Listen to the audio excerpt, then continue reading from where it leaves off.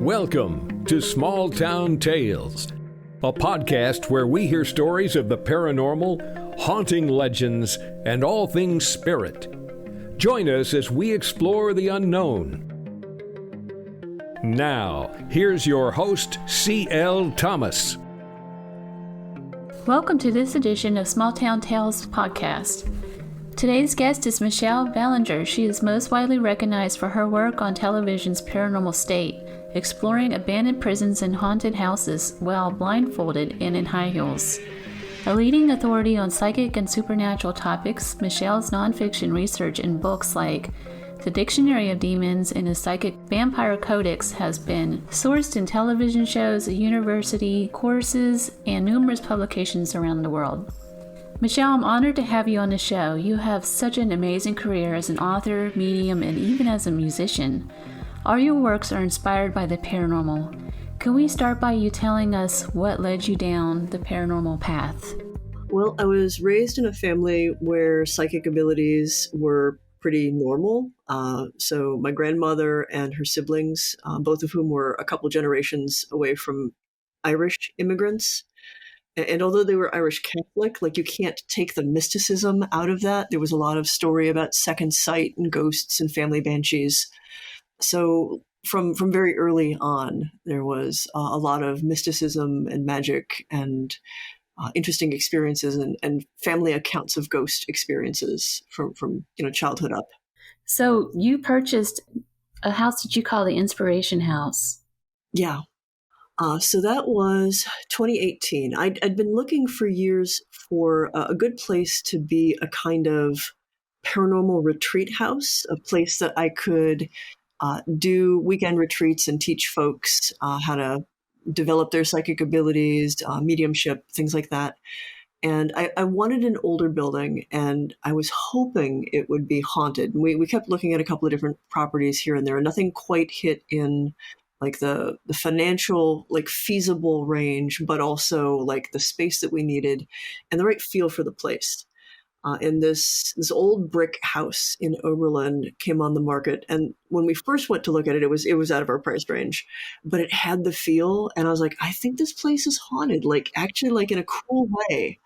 And very validating was it was a mother-daughter team for the realtors. And, as we're looking around, they're like, so there's some things about the house and maybe there's some energy here that not everybody's going to be okay with. You seem like you might be able to handle it. And one of those where it's wink, wink, nudge, nudge. Right. There's some stuff going on here. And that's why it's been on the market as long as it has. And, as things came together, we didn't buy right then, and it went back up on the market and it went down, and finally it dropped to a point where we were like, okay, we really just need to just take the plunge.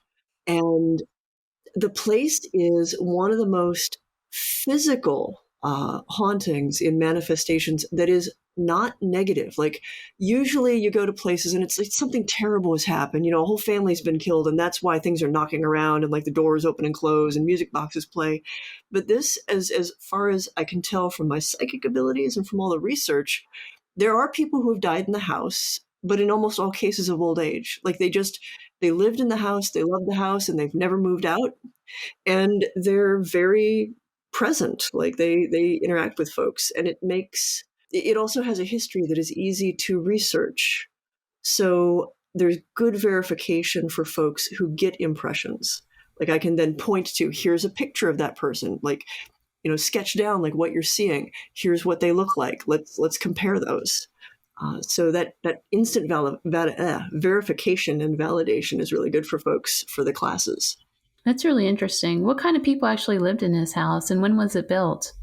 It was started in 1869, and they finished building it in 1870. It was a father and son. They were carriage makers in the town, and they were making it for the son and his new wife and their new family. And so the house was built with, kind of like the whole starting the family in mind. There's like a little extra room that is my display room, sort of like my personal paranormal museum it looks like an addition to the house, but it was built with everything else intended to be like the office that the son would work through. Details are a little hazy, but for a house that was built for this family to pretty much like start their legacy in, they didn't live in it for very long. And although I cannot find the wife's death records, given that he moves to Chicago not too long after that, there's every indication that she died in the house. Her specific details, I'm still trying to track down. We know that she had a child in the house, but it was, 3-4 years after the completion that they're gone. They've moved out of it, and the house goes through a couple of other families. There is another family related to the Worcesters, who are a local, like, long clan. Like, they're so well established to have their own website that is like their family genealogy back to the 1700s, which made my job of researching them so easy. I love that. Yeah, no, it was great. Like, one of the things that I love about ghost hunting is it's also, history detective work. Like you're sleuthing out the stories of these places.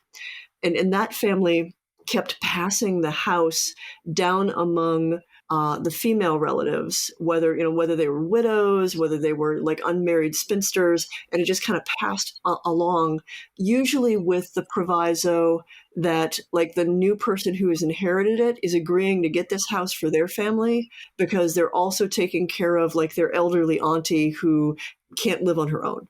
And so like the house comes with the elderly person who lived most of their lives in there, and that they're going to pass on in the house. And in the 60s and 70s, there was this awesome artist dude who lived there. And there's synchronicity around us buying this house. This is my favorite story. So we've taken the plunge, we've bought the house, we get the keys, we drive into Oberlin, and as we're driving in, the family that had been there before had agreed to just leave a bunch of the stuff behind, but we still needed some furniture. I really wanted some antique stuff that was timely for it. We pass an antique store in the town that is going out of business like that day. So like they're like, everything must go. So we go in and we buy a bunch of stuff for wonderful prices. And the fellow who owns it, Alan Campbell, agrees, because we can't fit all of it in our car, that he's got a truck and he'll drive it over to the house. So we go to the house, we wait for him. He shows up and he's like, I know this house. And he started his work as a handyman in the 70s as like an 18, 19-year-old. He worked for that dude in that house. Like he did a bunch of years. So I got to hear all the stories to confirm a lot of my impressions of that guy. Which is really, really cool. So, and Alan is just like this wonderful, like super talented. He's done a lot of like work on the house to repair it, because a 150-plus-year-old house is a daunting piece of property. Like it had a new roof, it had a new furnace. Like there's a lot of updates to it, and also it's a brick house, and there's a lot going on. What are some of the things that happened in that house to you? There's an old Fisher-Price toy that was left by the previous residents. And if you're around my age, you grew up with this. It looks like a little TV. It plays Row, Row, Row Your Boat, and London Bridge is Falling Down. It's got like a little thing that scrolls across, so it looks like a TV playing a thing. And we think that the previous owners got it at a garage sale. It still had its sticker on it. When it was among the things that were left behind, and we were sorting through stuff to figure out like what stayed, what went, what got donated, etc. And this was on our pile of, this is junk to us. And as we were debating throwing it out, it started to play. Wow. And maybe we just jiggled the floors and we played around with it, but it started to really seem like it was responding in an intelligent way. And of course, like at that point, like I've got my phone out and I'm like, Facebook, check this out. This is wild. Something in the house likes to play music boxes. That's definitely a thing. We definitely heard footsteps, heavy, like male booted feet. And we're not the only ones. There was a team that came in with like a little detector that they set on the floor to detect vibrations. And they had someone in the basement alone. So the whole house is empty. And above him, because he kept hearing the footsteps up there, they just placed this and put cameras so you could see in real time him in the basement saying, I hear footsteps, and then the vibration thing going off, picking up that the floor is moving like somebody's walking across the floor. Would you say that these spirits in your home, are they conscious that you're there? Do they interact with you? Well, obviously, yeah, they interact with you, but is it just a residual energy, or is this an active, are they conscious spiritually? That was one of the first questions that I felt it was important to answer. There's definitely residual energy in the house, although most of that is from the previous owners. They, as far as we can tell, had probably the worst 2 years of their lives, and their marriage fell apart, and there was a lot of that left over. So there's definitely some residual, especially in a couple of rooms where just like they sat and sort of stewed. And the spirits, there's a good handful of them, several unique individual personalities. And the way that I measure, is the spirit a residual haunting, or is this an intelligent spirit? Does it respond to me? Like, how do we interact? Do they seem to be aware of me if I'm aware of them? And yeah, there's been interaction and conversation and engagement. And there's a lot of personality that comes out in each of them. Some are a little bit more inclined to be friendly with people. And not that they're not friendly, but like actually come out and interact with folks. And a few of them are just sort of like that elderly person in the house who's just like, oh, who's here now? Get out of my house. What are some of the misconceptions of spirit hauntings in the paranormal field in relation to conscious hauntings? I think the first one is that if there's a human spirit, that they're somehow stuck or bound. And while in cases of traumatic events where something really terrible has happened to someone, they can get wound up in that. And until they resolve their trauma and their emotional entanglement, they may not be able to move past certain ruts and certain repetitive events. Human spirits can choose to hang around. Like, they are not necessarily haunting simply because they are earthbound. They may stay by choice because there's something that interests them. There's something that they want to look after. There's a person they want to see grow up. And, in several cases, they'll hang around just to wait to help, to sort of like be the guide on the other side for a family member. Or in the case of a lot of the ones at Inspiration House, they're there because they love the space. They've got, all the time in the world, and they're not ready to move past it yet. Not in a bad way, just they like it. It's really interesting too. So there's one of the EVPs that everybody catches seems to be help me and some negative energy. What is your theory on that? A lot of, especially the human spirits that are most likely to reach out repeatedly, are the ones that are in distress. They're looking for a lifeline. And when there's a lot of strong emotion that gives them a lot of energy, a lot of power to manifest. Think of it like when someone's drowning, there's a point where it's very dangerous to try to grab them because there's this burst of strength and panic. So the stronger your emotions, the more likely you are to just, all the stops come out. And I'd say that is the case with human spirits that are in distress. They are the ones that, might actually even reach out and grab or even scratch you because they're so desperate to connect. And they're so overwrought by the fact, here's someone that maybe they can tell their story to. Here's maybe someone that they can connect with. Conversely, if everything is, sunshine and roses, you're only going to engage if you really want to, if you feel like this is somebody that you want to connect with. Otherwise, you're just off doing your thing. That's interesting, too.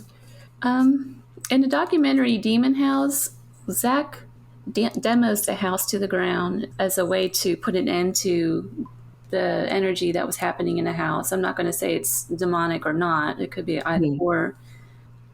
Do you think that just getting rid of a house is an effective way to clean a property that's been infested with spirits and things like that? Do you think that they could actually travel to different properties? I don't think leveling the physical object, destroying the physical object, destroys the spirit.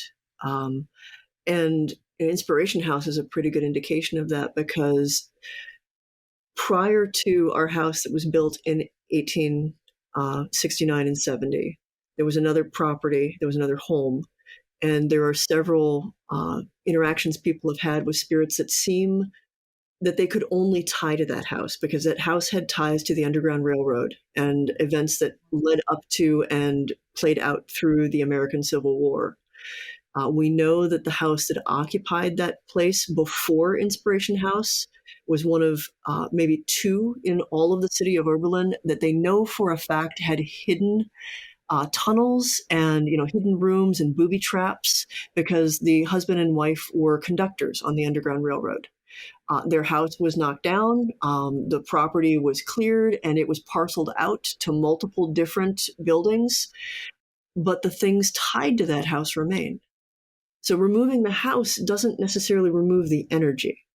That just to point that it's the Underground Railroad, that is so interesting. And I lived in the South for 15, 16 years, and it seemed like anything surrounding slavery and the history of slavery, particularly the plantations and some of the old houses, large houses where they would have had carriage houses and where the help would stay. Mm-hmm. Those always seem to be the most haunted places. Strong emotions, traumatic emotions really build up the intensity of a haunting. And when you have an intelligent spirit that is wound up with that trauma, really increases almost the desperation with which they will manifest. I was skeptical about a couple of things that some teams had gotten at our property, because, Oberlin was known for the Underground Railroad, and they were like, oh, we're getting all of this stuff about the Underground Railroad, and here I've got these EVPs of screams. And I'm like, but this house was built after all of that. Like that doesn't make a lot of sense. And it took a lot of digging to go, oh, but the property actually played a pivotal role. And so some of the things that these people had picked up on EVPs and a couple of the other psychic folks, they tuned into this other aspect that is tied to the land, is tied to what's sort of like left behind. One thing that we're trying to, I'm not sure if we'll ever be able to prove it or disprove it, is whether or not the stones of the basement in Inspiration House, if they were repurposed from the previous house. There's not a whole lot of time from one to the other. And it always seemed a little weird to me that they tore this whole house down and just, deconstructed the whole thing. And there are a couple of architectural elements that were left in the garden that seem like they might be from a previous property. And I wonder how much that energy lingers just to the things. Can you tell me your experience and theories on spirits' attachment to humans? Oh, complicated. So it's kind of like a complicated relationship, right?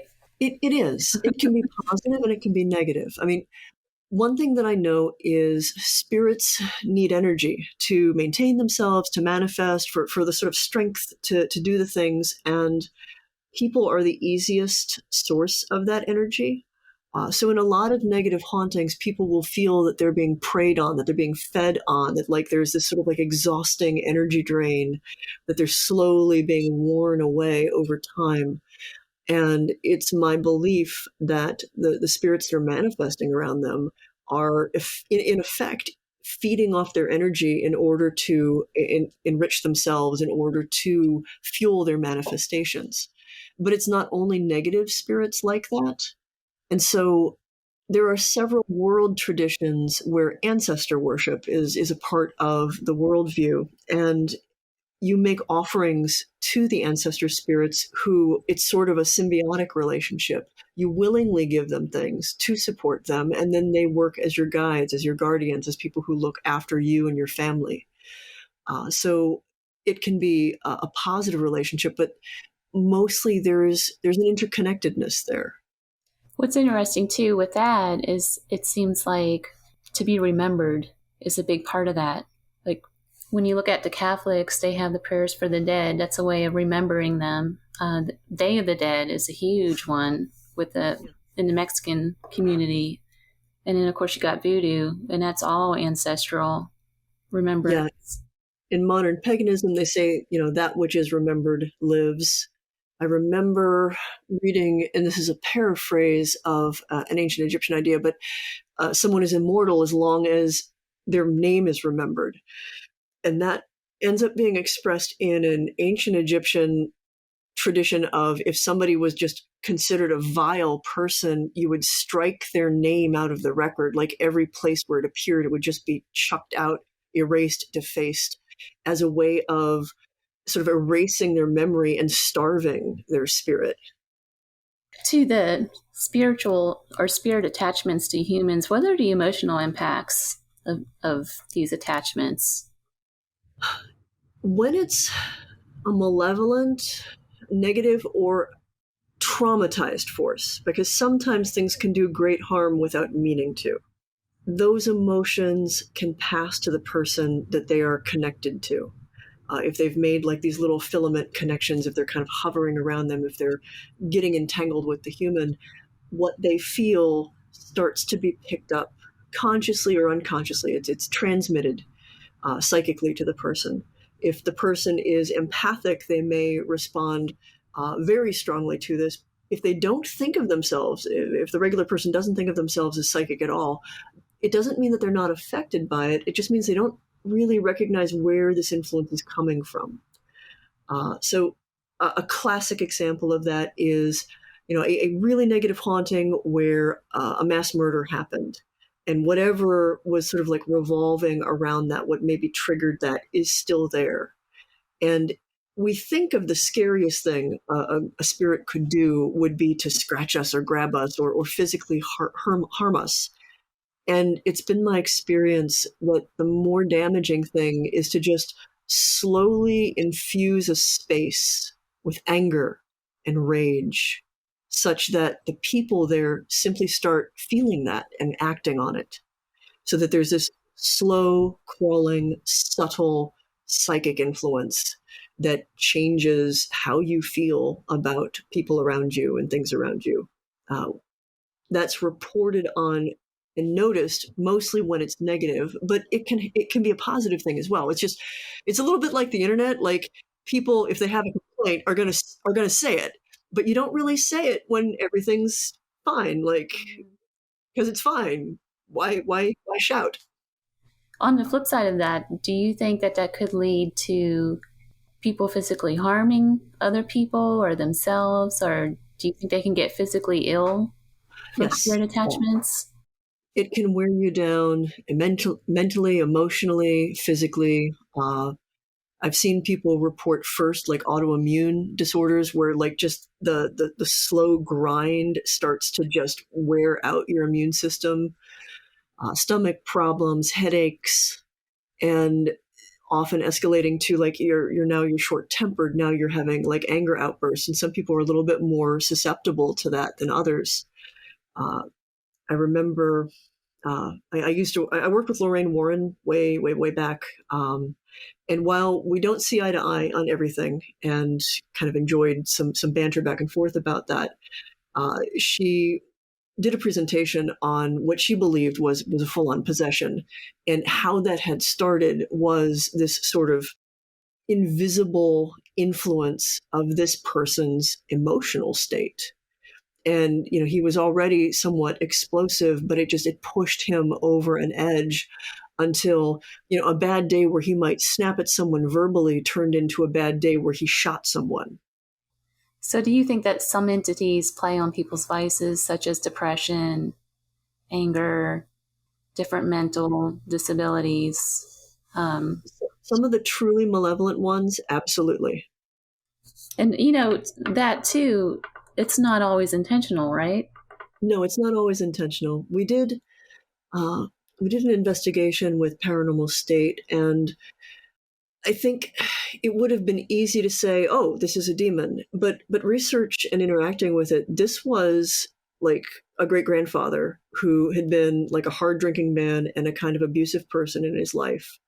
And he'd sort of stayed that way in death. Like, he really hadn't gotten over it. And if anything, he'd gotten meaner because he could get away with these things without any kind of repercussions.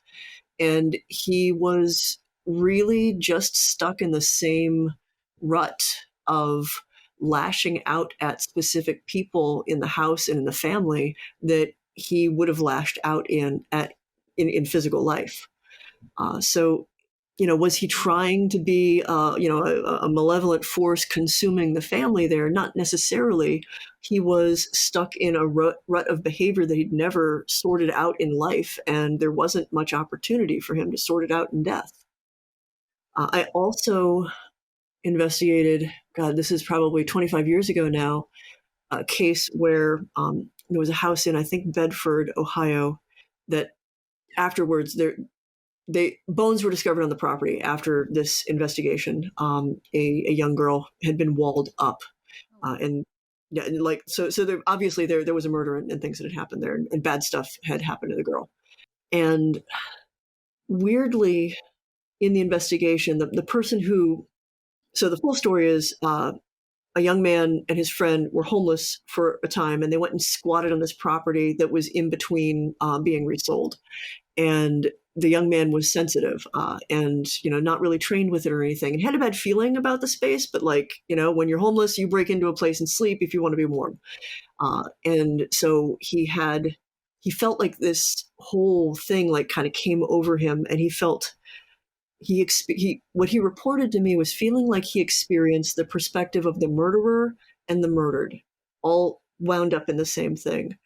Over time, it really seemed like it was the girl that had kind of attached herself to him, but was playing this event out over and over and over again in such a desperate attempt to communicate what had happened to her.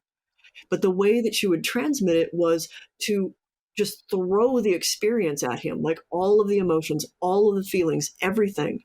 And it was like an attack. And it was very destructive to this young man, to the point where, a friend of a friend recommended him to me. And we spent some time trying to figure out how to untangle it, how to prove even what was going on. So she didn't mean any harm, but she was in such a crisis that she absolutely caused harm. And she was one of the few cases, I don't really believe in, just opening up a portal and being go into the light. Because I don't feel that it is my place to determine when it's someone's time to move on. Right.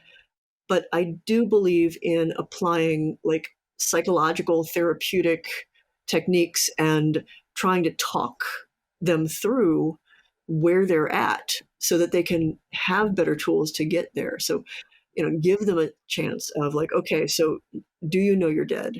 Okay, are you how do you how do you feel about that? What are you wrestling with? Okay, can you fix that? Is that something what do we need to do to get you in a better place? Do you realize you're hurting people? Are you okay with that? Maybe you should try a different way of communicating if you don't actually want to be hurting people. Recently, a friend of mine said he was watching a group. He knows this group really well, and he's got a deep connection with them. And they were out investigating, and they were doing a live feed with him. And on the spirit box that they were using, the entity called his name. Mm-hmm. Do you believe that a spirit can have that kind of consciousness where they're aware of you, even though you're not on a haunted location? Yes, because so I believe that's, we think of ourselves maybe as psychic to some degree. Maybe not everybody thinks of themselves as psychic, but all of us have some level of perception of energy and the feel of a space. We may respond to it only unconsciously. Spirits don't have this physical body to get in their way to make them overthink things and doubt things. And the way that they communicate and interact is purely on that level of energy and what we think of as psychicism. And so when somebody communicates with them, it's not so much that they hear your words coming out of your mouth. It's that they pick up on the intent. You and I speaking the words out loud helps us to solidify that intent. It gives a sense of we are communicating something, but thoughts and emotions are also picked up. So if his friends were thinking about him, it's especially surface thoughts. If he had a strong connection to those people, that spirit, and honestly, a psychic, a good energy worker would be able to connect to those people and perceive him at a distance. That's why Reiki practitioners and folks are able to do energy work at a distance. So yeah, I absolutely believe that spirits are able to transcend, geography and distance in ways that seem extraordinary to us. But if you stop and kind of think about the way in which they interface with the world, it's not that weird. Right. Michelle, we got to take a quick break, but when we come back, we will continue our discussion on consciousness of spirits and spirit attachments. You're listening to Small Town Tales with stories of the paranormal, haunting legends, and all things spirit with your host, C.L. Thomas. Come join C.L. Thomas at the Las Vegas Para-Unity Convention this December at the MGM Grand Conference Center, showcasing the biggest names in the supernatural and cryptid aspects of the paranormal field, along with the horror as well as the comic book field. Go to VegasParaUnity.com. That's VegasParaUnity.com.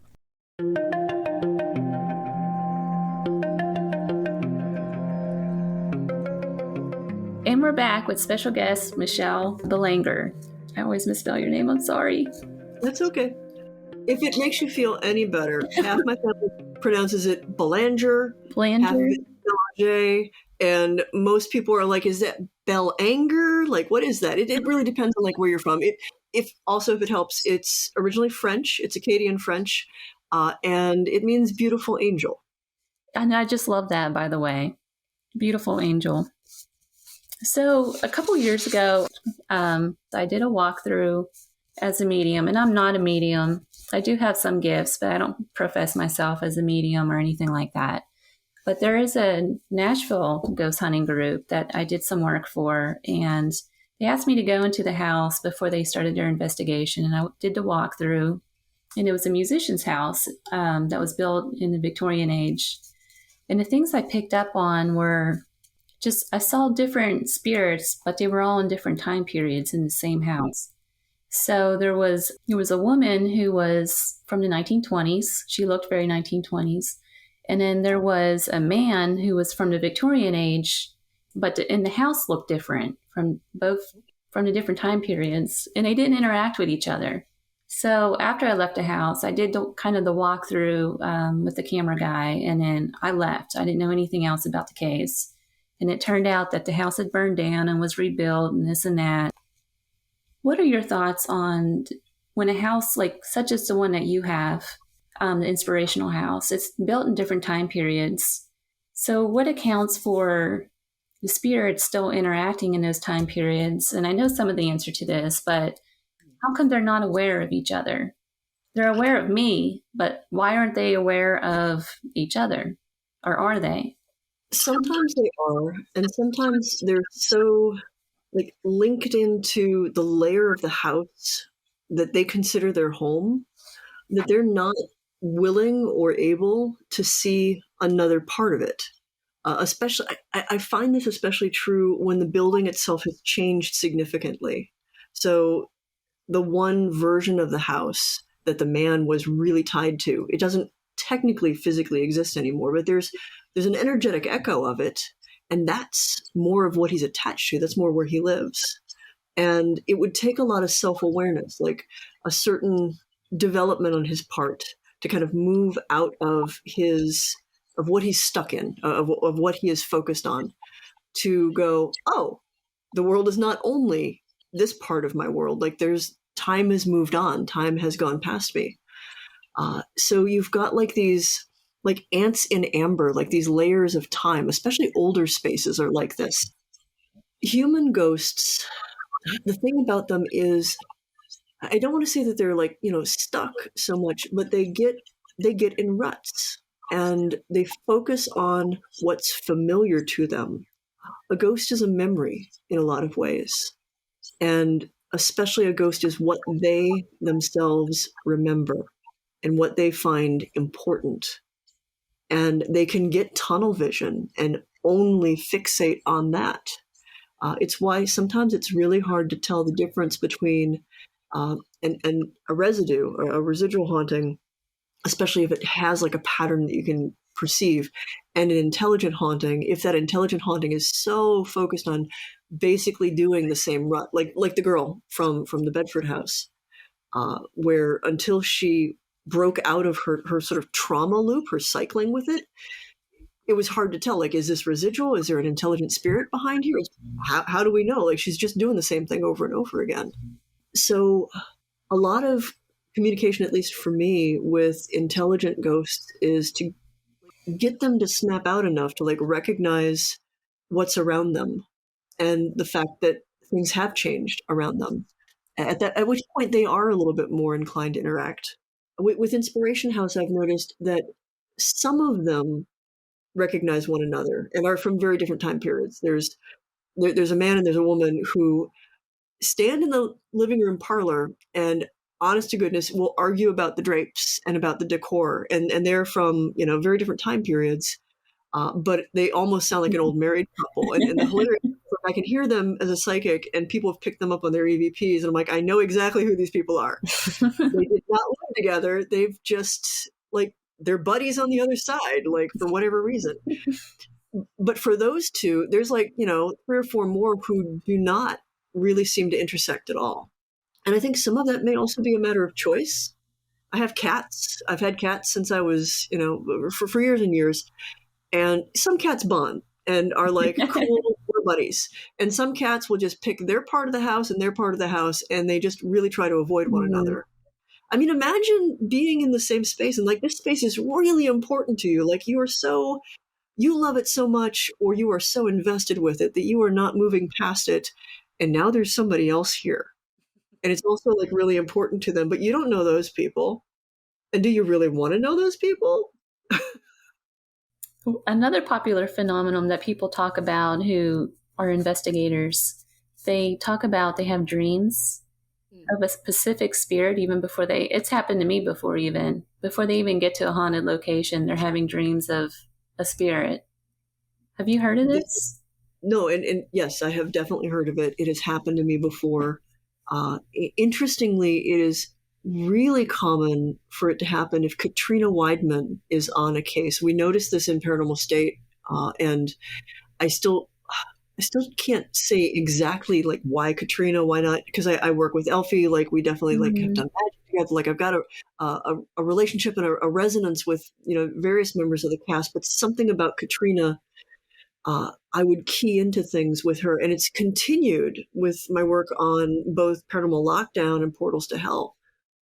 So by my beliefs and based on experiences and training that I've had, dreams are one of the primary and easiest places that spirits can communicate with us. Even those of us who don't think of ourselves as psychic, the part of our brain that opens up, the part of our brain that we inhabit when we're dreaming is soft enough around the edges to allow that communication. And this is not a new idea. Actually, in the ancient world, like dream incubation, like the active pursuit of dreams for communicating with spirits, was a significant part of multiple mystical traditions and magical traditions in the ancient world.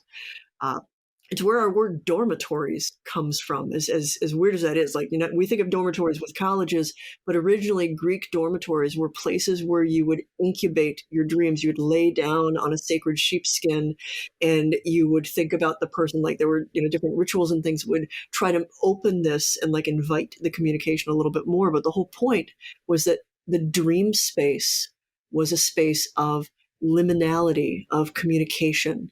A place where, sometimes you were just having a dream and sometimes you were having much more than a dream. So it's not surprising at all to me how many people will dream of a location beforehand, will like have, like you're thinking about it, and on some level you're maybe already connecting to it. And in connecting to it, now there's a pathway between you and the energy there. And if there's something intelligent, they can reach back and be like, you're knocking on my door. Who are you? What's going on? So if human spirits can do that, do you believe that demonic entities can do that? I believe that spirits of all stripes can do it. And it varies, like the degree to which something may like kind of cross those gulfs. I also believe that most of us have a lot more protection than we give ourselves credit for, especially on the unconscious level. Like if we just went to sleep and dreamed, and there were no boundaries at all. Like how horrifying would that be? Like there's so many things out there. In the same way that when we sleep and dream, and it opens up this level, this ability to reach out beyond our own boundaries, I think it also taps into that deeper part of ourselves that is very aware of how to hold those boundaries. Outside of really extreme situations, things are not going to come in that you don't want, that you won't allow.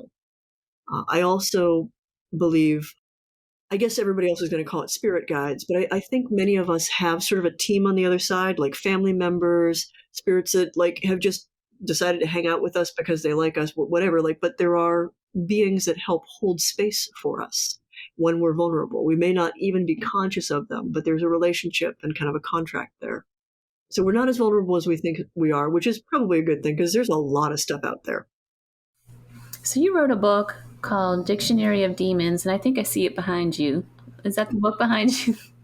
Yep. Hanging out. You say in that book that saying a demon's name is powerful, and that's the way you can invoke them. Can you kind of elaborate on this a little bit? So in the ancient world, where Western world sort of says this is the cradle of civilization, between the Tigris and the Euphrates, Mesopotamia, so Sumeria, Babylon, even predating Judaism. This is where many of our concepts of demons, possession, and exorcism come from, techniques that we would recognize even now. And a key belief back then that has been passed down along the ages is that names have power. And what we sort of popularly remember with that is that the name summons something. And while that's partly true, the name gives you the power to call it, to banish it, to bind it, to drive it out. Knowing the name of an evil spirit, a demon, an unclean spirit was a fundamental part of driving it out. So the rituals of exorcism that were developed back then revolve around the name. And the names of gods and goddesses and powers that also have power over that to protect people and to help drive them out. So names as magic, as talismanic, is a huge thing. And the influence all the way down to biblical times, we can see in the story of Jesus and the Gerasene demoniac. Like, everybody knows the story without necessarily knowing like that it comes from like Mark and Luke, because we've all heard I am Legion. And this is the story where I am Legion comes from. Jesus encounters this guy. He's known to be possessed. There's a whole bunch of different demons and things inside of him. Jesus demands the name of the unclean spirits that are afflicting this man. And the answer is, my name is Legion, from we are many. And the end result is Jesus gets that and drives all of the spirits out into a whole herd of swine. The swine go mad and go over a cliff. And in dying, also the demons die.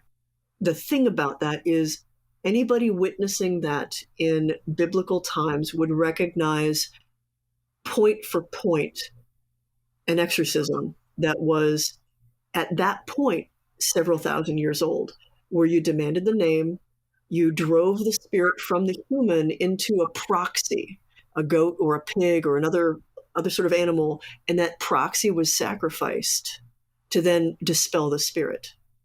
You didn't want to kill the person to kill the demon, like that sort of defeats the whole purpose, but by moving it to something else. And the name was the key to it. So does that say that the demon has to occupy a physical body in order to exist? No, but so I should say that putting it into a proxy, like an animal or something, and then sacrificing the animal was only one way. You could put it into a waxen figure. You could put it into demon jars were really popular. So you could put it into a vessel. It was giving physical humans a physical object that they could then interact with more reliably than they necessarily can with if a human is wrestling with just a spirit. It's very challenging, even if you are a powerful energy worker. We're in these bodies, and it can be difficult to like focus and to like really believe that you are overcoming something if you haven't this sort of like physical touch tone of, and now you're ash, now you're pot shards, now you're this sacrificial goat. There's a popular belief about you have to physically invite a demon in order to be possessed. You hear that over and over again, too. What's your theory on that? It depends on the type of spirits that we're dealing with. The invitation idea is very alluring. I will say that in the ancient world, it was less about like directly saying, hey, demon guy, I want you to like it wasn't about that. The invitation or the infestation was more usually about breaking a taboo, doing something that was considered unclean, doing something that was considered, against the rules of the society at the time. If you pissed off a certain god or goddess, you might have something like that happen. But in the ancient world also, demons were agents of disaster and disease, beings of chaos, and they were, in a lot of ways, the culture's way to try to explain why bad things happened in the world. Why did people get sick? At a time where you don't understand contagion, where you don't understand what a brain tumor is, how do you explain what's happening to this person? So I think it's important to understand, especially in the ancient world, where a lot of our ideas come from, a demon and a disease, and exorcism and medicine were kind of the same thing. Like there wasn't much of a difference, which then means that ideas of how you get this, how do you open yourself up to that, kind of fall into, I don't want to say the realm of superstition, but certainly aspects that can be touched by superstition. The idea that just saying a name means that now this terrible thing's going to happen to you. What I can say from my practical experience is it's not as simple or as easy as just opening yourself up once. It's not, you played with a Ouija board and now this terrible thing is going to happen. It's a long process of something knocking on a door and pushing again. And there are multiple times where you can push back and be like, that doesn't seem right, go away. And there is a sort of event horizon where a person is like, nah, this is fine. Whether that's because they're more vulnerable because they've been depressed for a while, more vulnerable because they are battling an addiction, more vulnerable because they are just a horrible person. But it's not as simple, and it is not a one-time event. Like it is a long process for something like that to happen. So when you get the calls, I'm sure you get calls for investigation of people who believe that they have spirit attachments. What is your method of determining whether it's demonic or human? First, I assess the person. I should also say, full disclosure, I've got a degree in comparative religious studies with a concentration in psychology of religion. So psychology also plays a role in a lot of what I assessed. Not to say that people's experiences are all in their head as in they're crazy, but that oftentimes there are underlying factors of abuse and trauma and whatnot that you have to take into consideration in different levels of mental illness, that somebody can definitely be suffering from mental illness and also have something going on spiritually. But you need to figure out which came first. Because if you've got a malevolent entity that has been preying on you, that's going to cause a lot of trauma and a lot of issues that you should also go to a therapist to work out while we're also dealing with this. And if you've got a lot of this other stuff that you're dealing with and a lot of emotional scars, that may have made you vulnerable. So you can't really address one without the other. So oftentimes the first thing is getting to know the person, getting to know the family, understanding their situation, kind of making an assessment of like where are they at emotionally and mentally and physically. And then what does the space feel like? What does this spirit, if there is one, feel like? Because I've investigated things where it's like, this is just a human spirit, but they are just horrible. Right. And I could see why it's indistinguishable from what we think of as demonic, because it's really hard for us to wrap our head around the evil that just a person can do. So figuring out like, okay, is this, great grandfather and he's just a dick, or is it non-human? My yardstick for non-human is also based on like, how does that spirit act and interact? Like, what is their psychology like? Human spirits are a little easier to understand because they act like a person, like we expect a human to act, even, horrible, nasty people. But things that are non-human, like leaning into that, like, non-human entity, demonic, whatever you want to think of it, they have very different feels. They have very different motivations.